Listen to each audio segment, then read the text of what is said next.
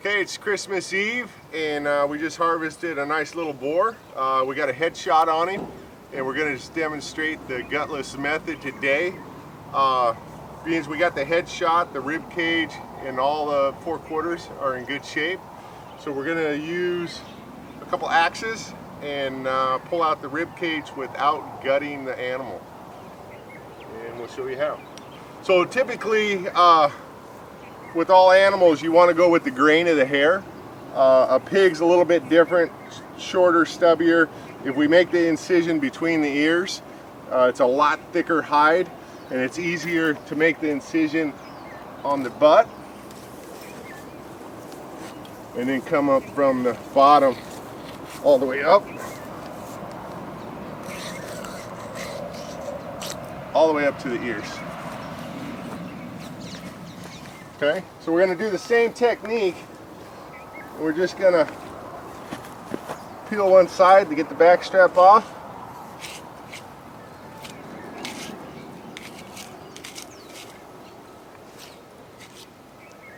Okay, it's got some nice fat on him.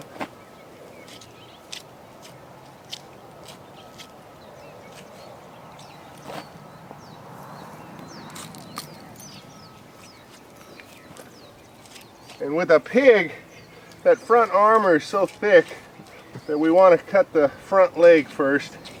We're actually going to pop the front shoulder off first thing. So we grab the front leg. We're doing a 360-degree spin, opening that hide up. Then we're going to come up.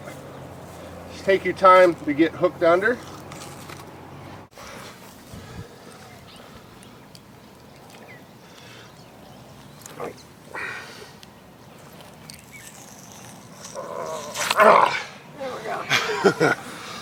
So he's thick,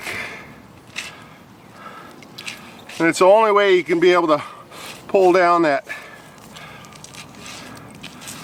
hide to get to that back strap is to open him up here. But that front armor they got on him is really tough. Takes a little bit to do it, but the big game scanner is not going to break on you.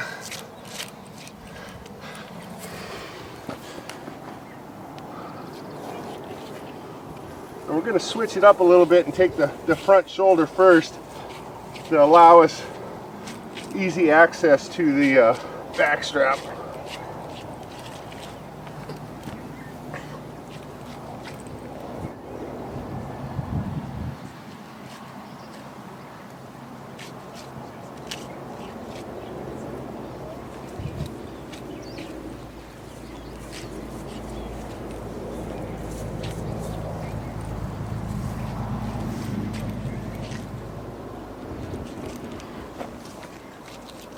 All right, do you want to hold the leg? Yeah.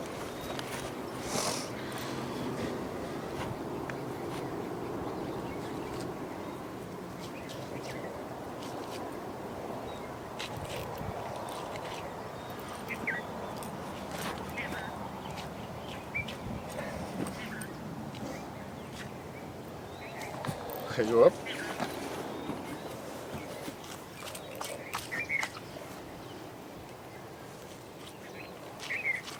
And today we're not using game bags. We got a cooler with us here, and we're going to throw it right on ice. With these wild pigs, to kind of cut the bacteria and the gaminess of a boar, we're going to throw it on ice. We typically let it ice cure for about 3-4 days and drain the ice or drain the water daily, and we'll add a cup of vinegar every day to help neutralize that gamey taste. We'll hold that. And then when we get this back, we'll actually just take it right to the hose everything down. We're popping this joint. We're just doing that obvious joint there.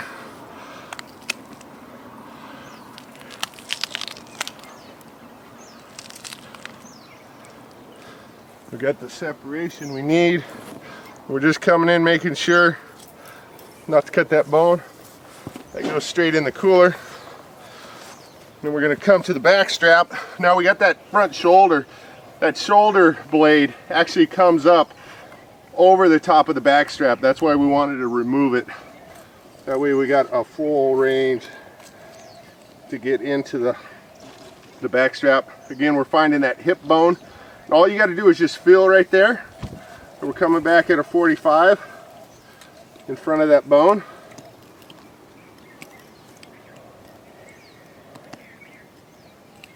We're just staying real tight to that rib cage.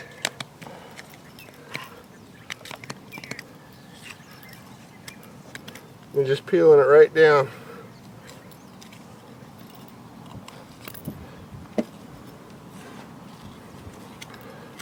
And once you get it in your hand, it's a little bit easier. And we're just cupping the MANŌ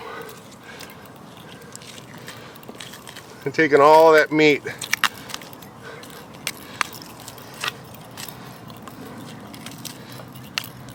We'll just take that all the way up. We don't have to worry about that front shoulder blade.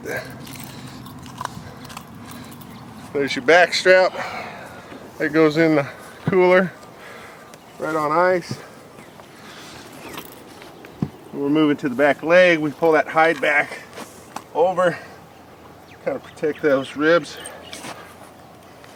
Doing a 360-degree spin.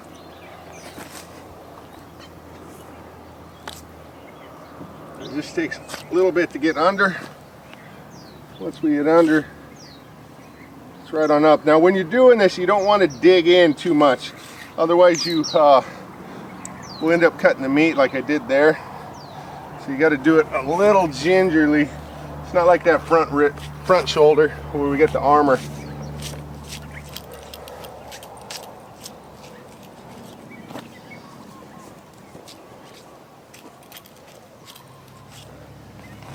That back hind quarter is a lot tenderer.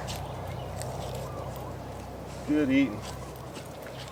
One of the specialties with this is just throw it in the crock pot, let it cook all day, shred it, make Kahlua pork out of it. We add a little bit of liquid smoke to it, and then you got Kahlua pork for tacos, and Kahlua pork and cabbage, Kahlua pork and rice. I need my assistant, Rowdy.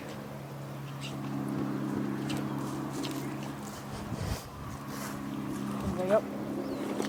And just a reminder, this Achilles tendon, you want to get it about halfway before your partner picks up the leg. Okay, go ahead. Just take you a little more time around that.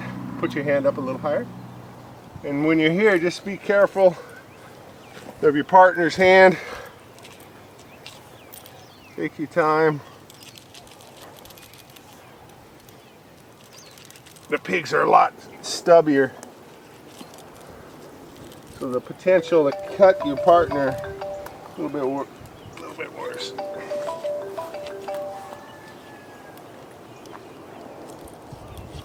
Okay, go up.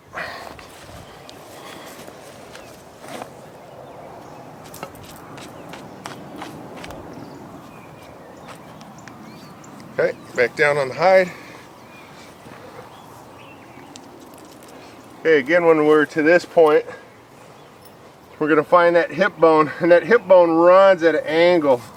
So we're just going to stay tight to it. We're going to come right down the spine. Get that hair out of there.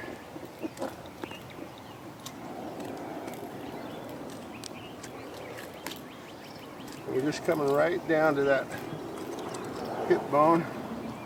Now that butt bone is just a bone that sticks out almost like your thumb. And if you think of it that way, you want to do a 180-degree turn on it.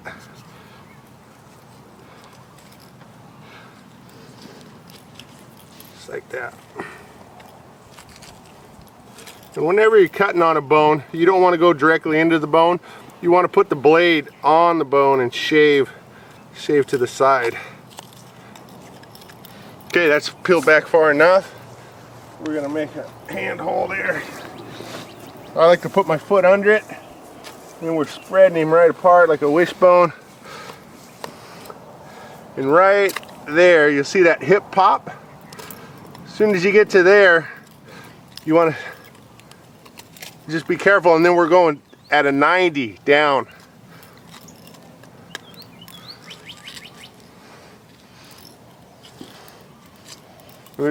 That first cut makes it a lot easier to remove that hind quarter that way. Okay, we're going to hyperextend this leg. And again, we're finding that joint. We come up the shin bone right where that knuckle starts. There's an indentation there. And we're applying pressure up. And we're just coming right on around. And you don't have to apply a lot of pressure.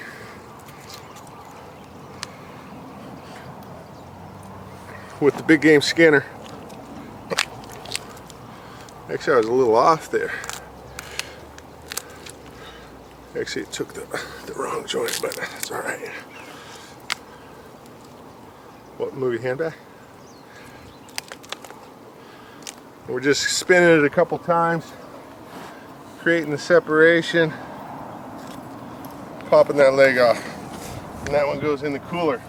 All right, so most of the time when you have an animal, you typically flip it over at this stage. We're going to save the rib cage.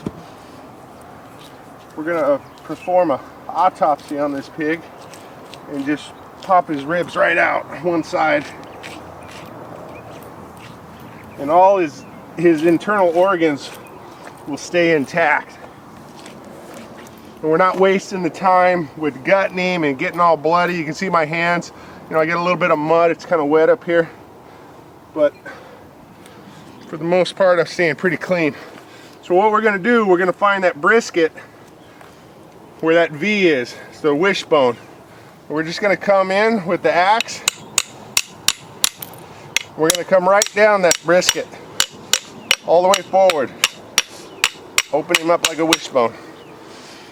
And then we're going to do the same thing here. We're going to find that last rib. That last rib's right here. We're going to come right down the spine.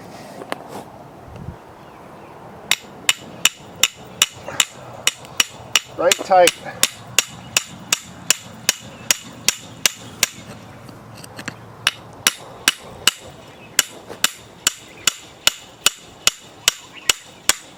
All the way forward. Okay. We're going to grab the MANŌ, and we're going to do that, cut the outline of that rib. You got to be careful here not to puncture the stomach. But basically, we're just cutting him open. You can see this is the diaphragm that separates the lungs from the rest. So we're going to open that up. Cut right along there. There's no blood with that headshot. We bled him out good. And we're just pulling that rib cage. That goes right on the barbecue, and it's delicious. Let it marinate a couple days. Now if you're at this point, just this last little bit, you're gonna give it a little poke. Perfect rib cage. No gunshot, no blood, no bacteria. You can look, we got the heart, the lungs, the liver's actually on the other side. The stomach stays intact, so we never have to gut it. We're not wasting any meat on this animal. Everything's being utilized. We're eating the whole thing. And we're just gonna do half a demonstration on this. And that's it. I mean, you can do this technique on any animal. You can do it on an elk, moose, deer. If you're in the back country, you want to bring out the ribs, this is the best technique to do it. But you don't have to gut the animal. It's a waste of time. There's no sense in reaching up in a carcass and getting all bloody and contaminating the meat. The only thing left we got to do on this one is pull out the back strap. We won't forget to do that. But like I said, it's the day before Christmas. From Raptorazor, Merry Christmas. Stay safe and have fun.